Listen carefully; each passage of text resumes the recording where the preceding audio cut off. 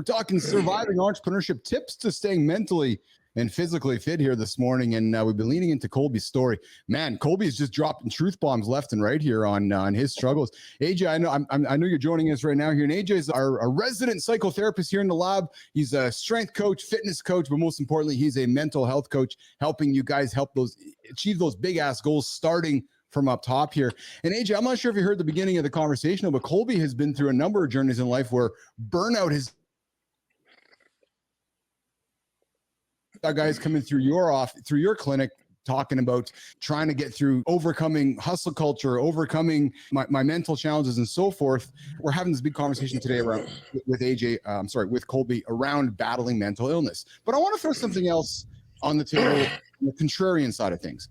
30% of entrepreneurs report feeling physically exhausted, AJ, but believe it's necessary to sacrifice for success, which is this whole idea of I gotta go. I don't need to be fit. I'm just gonna go fuel myself on Red Bull and Coke and high fat foods, and I'm gonna succeed because I'm going to outlast everybody else. I see Colby nodding here as I was saying that. AJ, dude, you've been around the planet with enough guys. When you hear me say that, what's the thought, man? AJ. Oh, sorry, it froze on me there for a second. So I think I got the gist of what you were asking me, though. Yeah, so sometimes people just want to go, don't want to stop and reflect. And Colby had to learn to take signals to stop and reflect. What are you saying to that guy, AJ, who just doesn't want to stop, who thinks that he can just battle through it without having any mental awareness?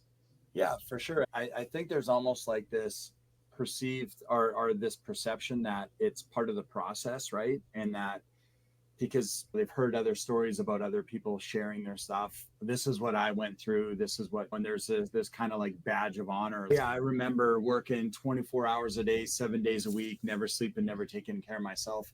The funny thing, though, is if we really look for the clues and if we talk to entrepreneurs who have been successful for a long amount of time, what you'll find is that they're actually telling you to try to avoid doing that if you can. That what they learned along the way is that they do have to take care of themselves. They have to treat themselves like they're someone they're responsible for taking care of.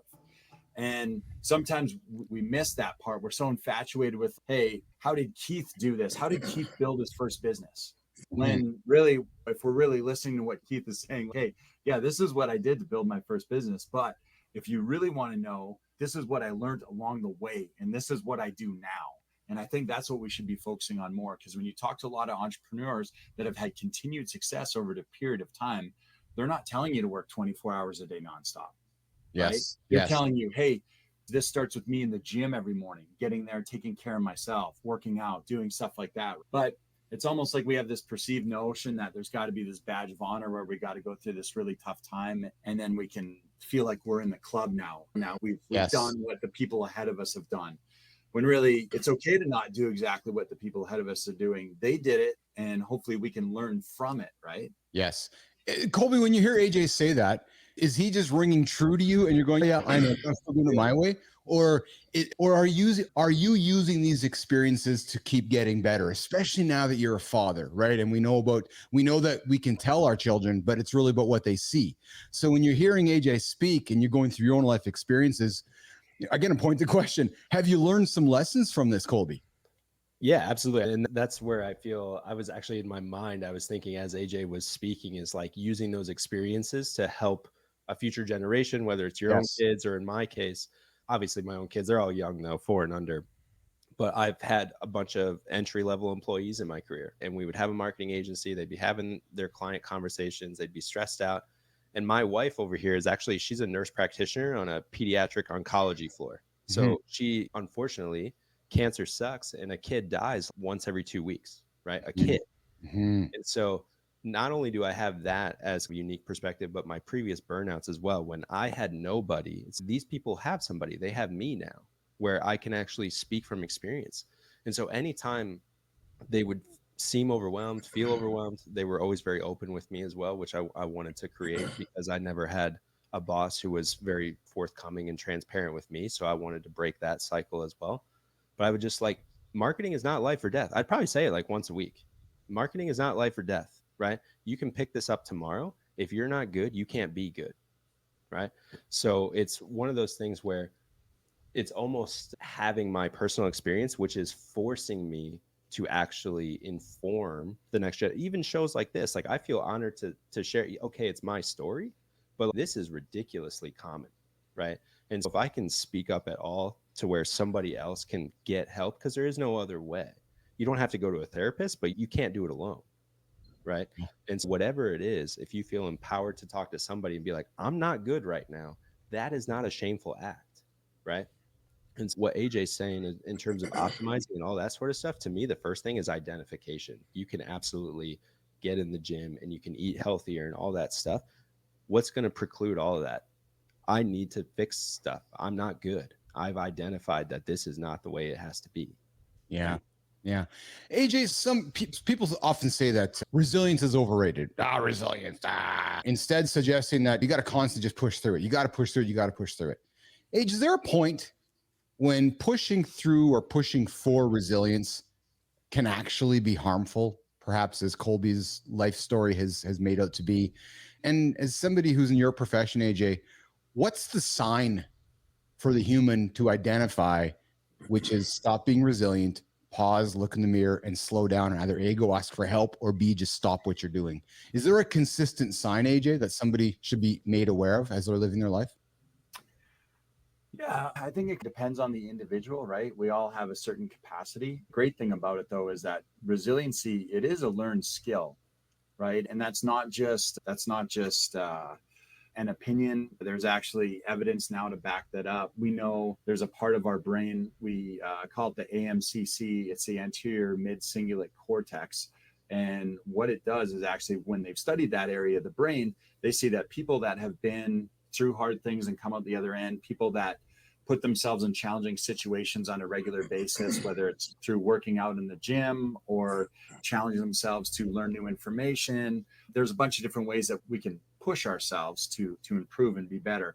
And their AMCC is better developed than someone who doesn't, right? It's people that are entrepreneurs, people that run businesses, people that are athletes, people that train.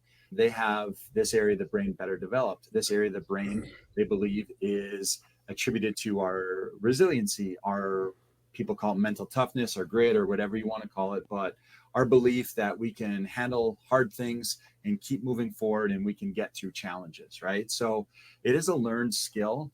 There's always balance, like anything else in life. We want to be able to put ourselves in situations where we are challenged and that we work through them, and that we better develop that skill of resiliency, right? So when more challenges come up in the future, we have more confidence that we're able to handle those things. That also doesn't mean, though, like building any skill, if we want to draw a parallel here to the gym, because I know you guys love the gym stuff and I love the gym stuff. Yeah. If we want to get to deadlifting 500 pounds and we understand that, hey, progressive overload, I could go and add a little bit of weight each week, 5 pounds each week, and it sounds minimal, but over the course of time, all those little wins, all those little steps are going to add up, and there's going to be a big difference, right? Be the same thing here where we're trying to build resiliency. We don't just walk in and be like, oh, I heard if I lift weights, I'm going to get stronger. I'm just going to go right to the 500-pound bar and try to pick it off the ground. We're not there yet. So when we're talking about mentally, we still want to be able to present it to ourselves in smaller steps, right? We want those small progressions that we can make consistently day after day. When we look back over the course of days, weeks, months, years, we've had that, again, what we call in the gym, the theory of progressive overload, right? Tiny, tiny little wins or tiny incremental changes that are done consistently that add up to big changes, right? To meaningful progress. That's it. Hey, you're hanging out with Keith Billis, John Anderson, Colby Wegder, AJ Zeglin, and C. Marty Fit here, mornings and a lot. Dan Rather, you're wondering what the show's all about. Dan Rather, this is the morning show, the only morning show on the planet to help you get out of bed, get yourself going, hit those big audacious goals, and not hit the fucking snooze button. You hit the snooze button, you're already 9 minutes behind. Get up, get going. That's what we do here, Real Deal. Dan Rather, good morning, Real Deal. Good morning, Matthew. Good morning, everybody else here in the feed. We got Real Deal coming in with, as a former freestyle wrestler, I approve of this message. And Colby, I want to offer this. And AJ, I became a business athlete as I met AJ years ago. And for me, one of the reasons that I know that I resonate very well with John and Marty is that I believe you overcome resilience and you overcome, or you You teach yourself to battle mental resiliency in the gym. I'm a big believer that's where it all starts, right? You start your day there. If you achieve nothing else, at least you've won that battle. But I think as an entrepreneur, that has been my secret to success. Yes, I work 16, 18-hour days. True story. As my day starts at 4 a.m., my day ends at 9, 10 o'clock every single day. However, I always find time every single morning for, as John and Marty like to say it, non-negotiables, which is myself first. So I hit the gym, I hit my heart, and then the rest of the day comes. If I don't do that, then nothing else matters to me. So that would be the advice I would offer on the table. And before we get into Christina's tip here in a second here, John, a quick comment from you, and Marty, comment for you before we wrap up this segment. Johnny. Yeah, for sure. I think what people tend to miss in this whole thing is creating resilience. You're going to, when you are keeping your own personal cup full, right? Then there's more of you to do what you need to do. But when you somehow miss the mark and you're filling up cups outside of yourself first, there's nothing left of you, and then you fall apart. So if you start off with you, because you fill your personal cup, it's going to feed the other cups, and it's going to feed the other cups with a better you. So keep filling up your personal cup first. Yeah. Easier said than done, Johnny, but you're bang on, brother. You're bang on. Marty, some words from you, brother. Yeah, definitely. See, it's necessary for being a man and a woman, but this is a show for men. But it's necessary for being a man. You're going to have to learn that we're going to run into obstacles. Once you get over one obstacle, there's another one coming. There's no overcoming just, hey, I'm in a great part of life now. Everything's going to be smooth sailing. So you got to do what's necessary. So what AJ was talking about, the working out, helping your cognitive function, helping certain parts of your brain that are going to help you overcome that adversity. Resiliency is everything. Yeah. AJ, final word to you, pal. Give some words of advice for Colby and for Business Athlete Nation tuning in this morning on, give somebody a tip to help them get through the day and stay mentally and physically fit. AJ. Yeah, I think, what everyone was just saying here, it's important to take care of yourself. And we often think that somehow there's a perception out there that if you take care of yourself, it's somehow selfish, right? And the idea is that we're not just responsible for ourselves, we're responsible for everyone around us. That might seem overwhelming, but we're a coworker, we're a father, a brother, a son, a friend. We have lots of responsibilities and lots of titles that we carry in our life. And we're responsible for everyone around us as well as ourselves. And by taking care of ourselves, we better uphold those responsibilities to everyone around us that we have in our life and in our social circles. By not taking care of ourselves, it's almost more selfish to actually take care of ourselves. And I think we got to have that perception shift, right? Taking that time to take care of ourselves is an integral piece, not just for ourselves, but to help us fulfill our responsibilities of who we are in our society.